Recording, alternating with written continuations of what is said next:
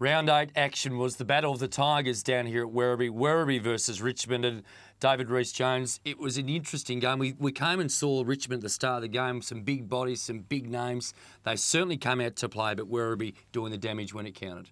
Yeah, certainly. I mean, Richmond did come to play. They kicked 8 points in the first quarter, 8 behinds. And, it was poor kicking that really didn't allow them to take control of the game when they had all the play. And we just see goal after goal, miss time and time again.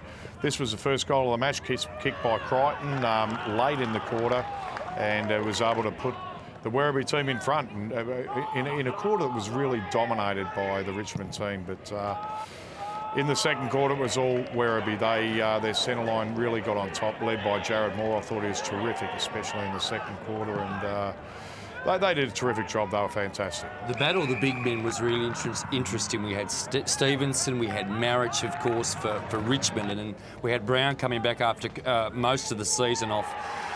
Daniel Curry, it was a fierce contest. Marich worked his way into the contest, but I thought Daniel Curry was really important the first couple of quarters. Well, look, I thought he was too, but the longer the game went, I thought the more important Marich become, and he was probably the best big man on the ground. And, in a losing team, he did a pretty good job and managed to kick a couple of goals as well, which was very important. And, for Richmond supporters, they'd be very happy with his effort today.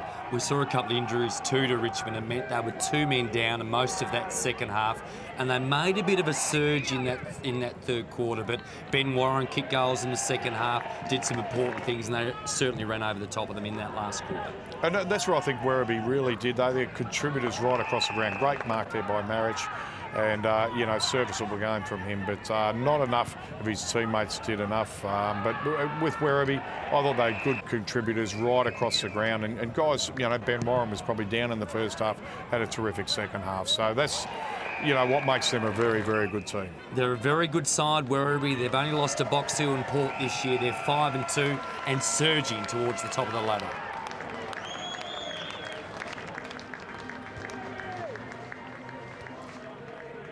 Full-time stats, the kicks 197 to 186. They were quite tight. Handballs 132 to 119. Anything interesting there that really stood out at you, Reese? Well, the inside 50s, I thought, because Richmond did dominate him in the first quarter, and Werribee were able to get their nose in front at the end. So the stats don't really tell you that much, but it was a dominant performance by Werribee.